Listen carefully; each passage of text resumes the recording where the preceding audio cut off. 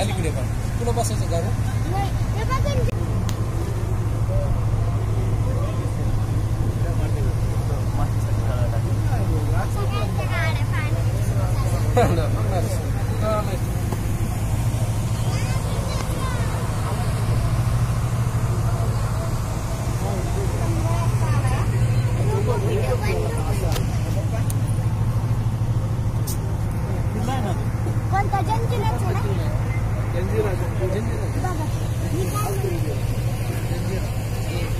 जो दिसतोय तो जंजीर आहे ना.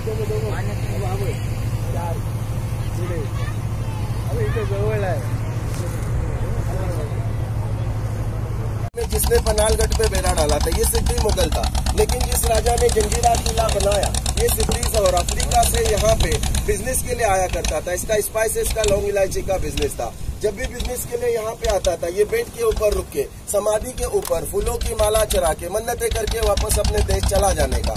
एक मर्तबा आने के बाद देखा समंदर में तूफान हो गया, समंदर का पानी बेड के ऊपर चढ़ के वो समाधि को टच हो रहा है, तो पानी को रोकने के लिए यहाँ पे किला बनाने की सोच की। 1118 में किले का बांधकाम स्टार्ट किया और 1140 में पूरा किला बन के रेडी हो गया। टोटल 22 साल लगा इसको समंदर के बीच में बनाने के लिए। किला बनाने के बाद सिद्दी जोहर ने जो किले की रियासत चलाई अपने या कोई अपने रिलेटिव के नाम से नहीं चलाई, वो समाधि के कारण किला बांधा, तो किले की रियासत भी उन्हीं के नाम से चलती थी। इस रियासत का नाम था पंजतन पांच पीर रियासत हफ्शाने जजीरा।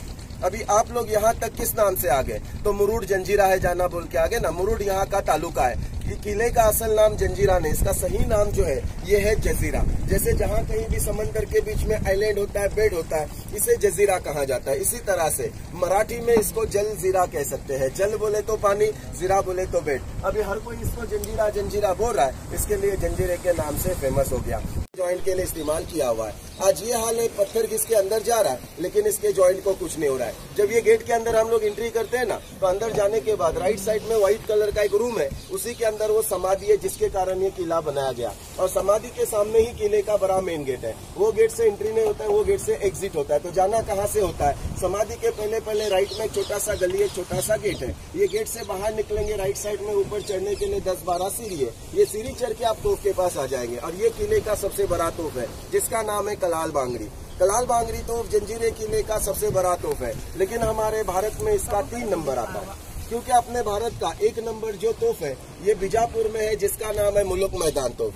2 नंबर पे जो आता है दौलताबाद में है जिसका नाम है मेंढा तोफ। और 3 नंबर जंजीरे के अंदर कलाल बांगड़ी। 22 टन का एक तोफ है, मतलब 22,000 किलो का एक तोफ है। और उसका रेंज जब गोला चलता था 6 से 7 किलोमीटर तक उसका रेंज हुआ करता था। और एक ही जगह पे, एक ही स्पॉट पे, वहाँ पे 3 तोफ किले का रखा हुआ है। कलाल बांगड़ी, गायमुख और चावड़ी, ये 3 तोफ किले का मेन तोफ है। ऐसे टोटल किले के अंदर 162 तोफ है, लेकिन स्टार्ट में जो देखे थे ना हम लोग, इससे बड़ा तोफ आगे कहीं दिखाई नहीं देता है। अब तोफ देख के आगे बढ़ते हैं ना, ये 2 बुरुज क्रॉस करते। तीसरे बुरुज को जाने से पहले पहले लेफ्ट साइड में नीचे अंदर एक पत्थर का दीवार है। पत्थर के दीवार के बीच में एक विंडो है और विंडो के पीछे कुछ पायरी स्टेप्स है। ये क्या है? तो ये टनल का रास्ता, जिसको मराठी में भुयारी मार्ग कहते हैं। और ये रास्ता उस जमाने में सिद्दी जोहर ने समंदर के 60-70 फीट खोल के नीचे से सामने राजपुरी गांव में वहां पे निकाला था। देखो नारियल की दरख्त के नीचे तो व्हाइट कलर का मस्जिद का मीनार है और उसके पीछे काला पत्थर का गेट, पत्थर की दीवार है। ये एरिया का नाम है हाथी महल। तो भुयारी मार्ग का रास्ता किले के अंदर से वहां पे निकलता था। अब सिद्दी जोहर ने ये रास्ता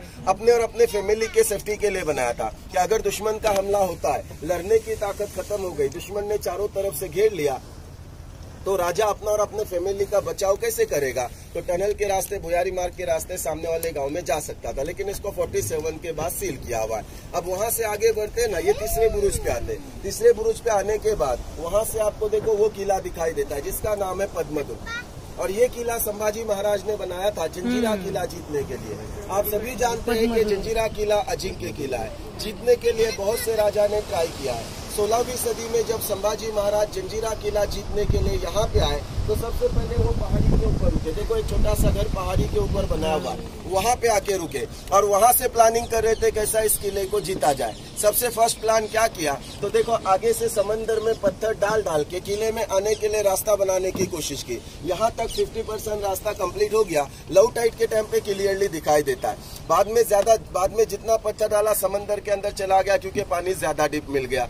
उसके लिए वो रास्ता कंप्लीट नहीं हुआ। दूसरी तरकीब क्या निकाली, तो जैसे जंजीरा किला आइलैंड के ऊपर बना दिया, बेट के ऊपर, इसी तरह का एक आइलैंड वहां पे था जहां पे संभाजी महाराज किला बना रहे थे जंजीरा किला जीतने के लिए।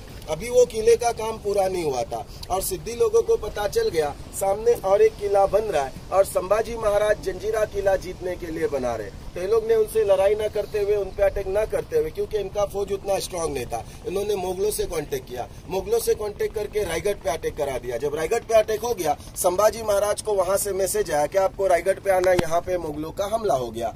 पूरी सेना लेके संभाजी महाराज को रायगढ़ बचाने के लिए जाना पड़ा, क्योंकि ये बनाने और वो जीतने से ज्यादा जरूरी संभाजी महाराज को रायगढ़ बचाना था, क्योंकि वो उनका राजधानी था। पूरी सेना लेके रायगढ़ बचाने के लिए चले गए, रायगढ़ बच गया, वो किला अधूरा रहा, ये किला अजिंक्य रहा। तीसरे बुरुज से नीचे उतर के, लेफ्ट साइड में नीचे उतर के रास्ते से चल के आगे बढ़ते एक बड़ा मीठे पानी का तालाब आता है जो 60 फीट खोल है। अभी आप लोग सोच रहे होंगे दो तालाब, एक 60 फीट खोल तो दूसरा 30 फीट खोल। अभी आप लोग सोच रहे होंगे किले के चारों तरफ समंदर का खारा पानी, किले के अंदर मीठा पानी कैसे, तो ये नेचुरल है, कुदरती है। देखो किले का बांधकाम आपने करीब से जाके देखा ना, कहीं भी ईंट का बांधकाम नहीं है ना, सारा काम पत्थर से किया हुआ है और ज्यादातर पत्थर यही बेड से निकाले हुए। तो ये लोग पत्थर निकालते निकालते जमीन से 60-70 फीट जब नीचे चले गए, जमीन में से नेचुरल मीठे पानी के झरने लगे। राजा को दो चीज मिला, किला बनाने के लिए पत्थर, पीने के लिए पानी। जहाँ पानी वहाँ बस्ती।